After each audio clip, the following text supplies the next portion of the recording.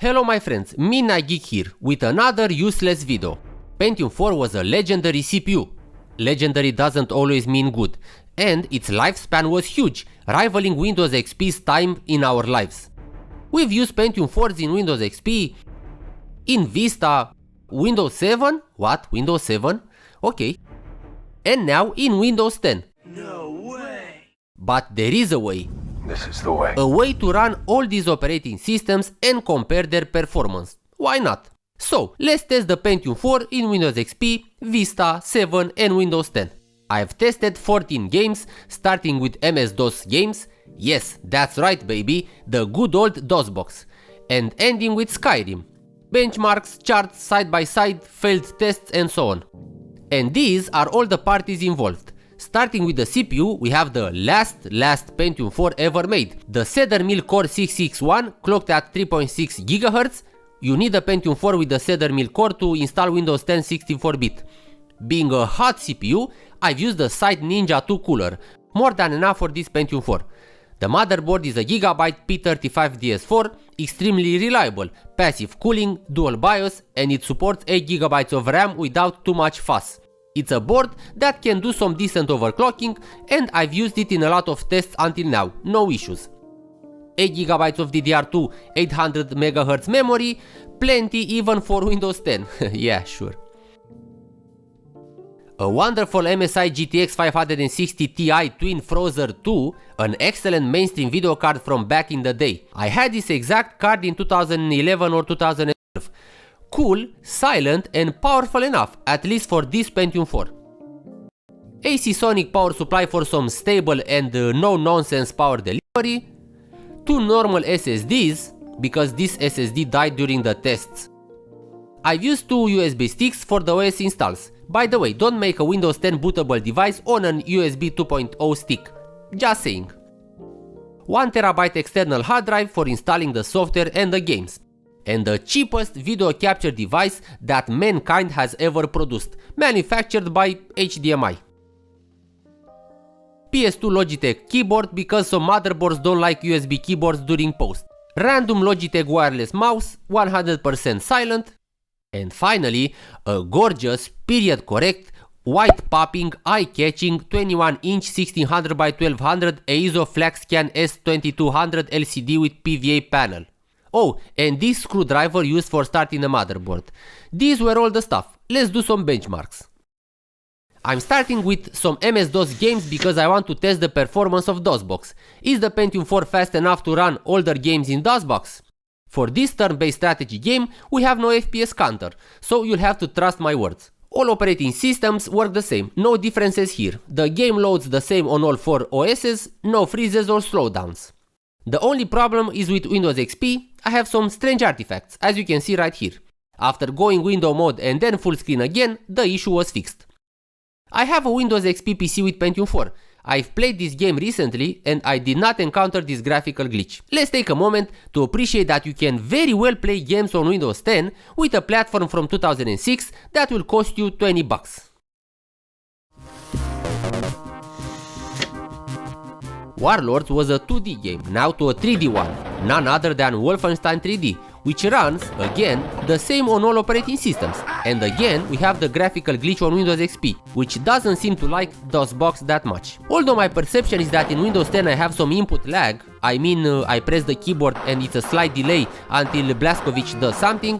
After applying science and math to the game, it seems that 7 and 10 are just a little bit faster. Check this slow motion comparison. Maybe it's nothing, but surely it is something.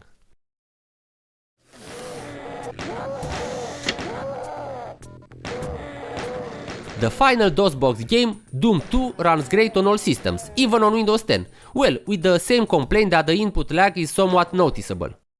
Doing the same slow motion gimmick, we see that there are no differences. All operating systems finish the animation at the same time.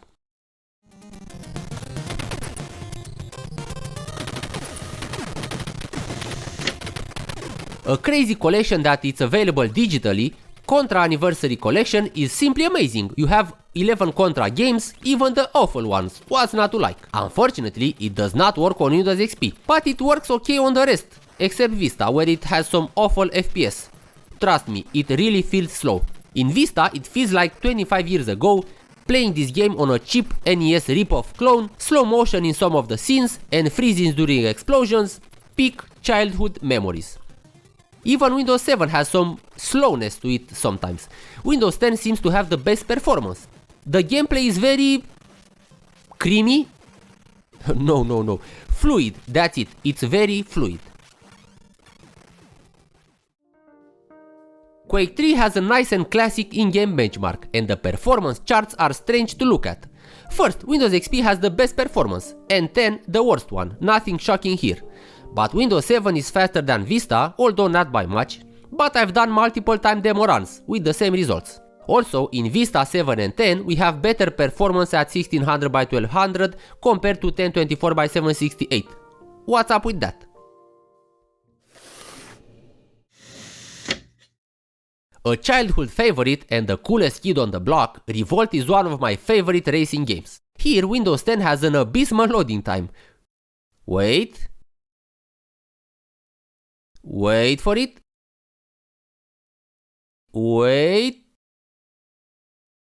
There you go.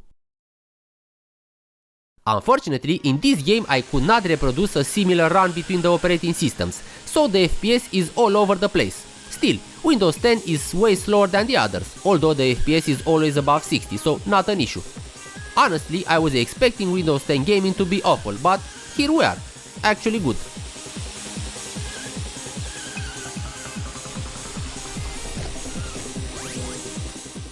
Windows 10 has some loading issues with Neverwinter Nights.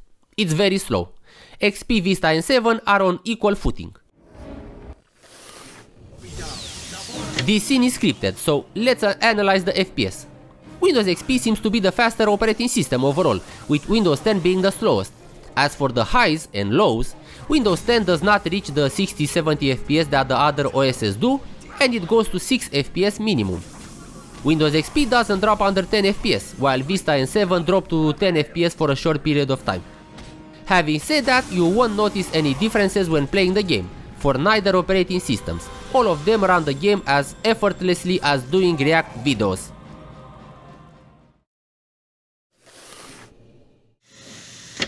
Released in 2006 by THQ and using the renderware engine created by Electronic Arts, Let's Ride Silver Buckle Stables is an exploration and simulation game about horses and their owners. Performance-wise, Windows 7 seems to be the fastest OS here, followed closely by Vista, XP and then Windows 10. What I wanted to say is that although the minimum requirements are Pentium 3 and 8.1 DirectX compatible video card, the frame rate is awful. 30 FPS? Yeah.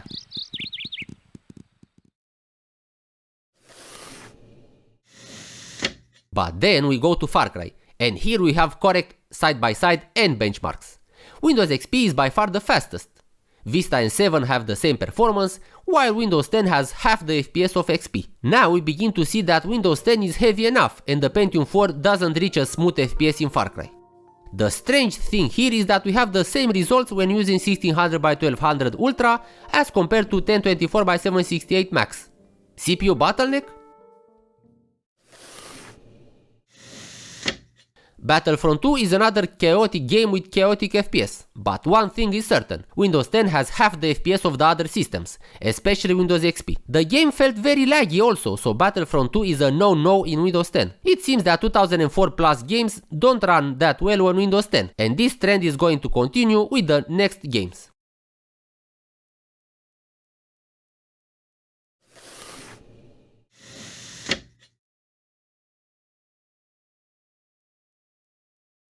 Windows 10 takes a deep dive in Crysis, more than half the FPS of Windows XP. Windows 7 has a slight lead over Vista, but nothing too fancy. And both of them sit at around 72% of XP's performance. Windows XP is quite a performer here. After all, we have a single core Pentium 4. In Crysis, not too bad for the old Cedar Mill. Well, we have a GTX 560, but still.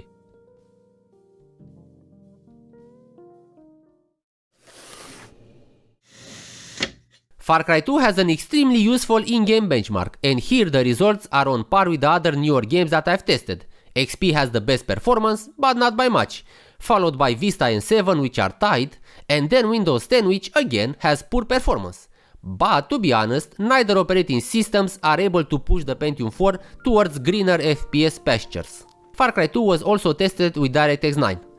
And I've used the wrong settings in Windows XP for the middle and right charts, so no results there.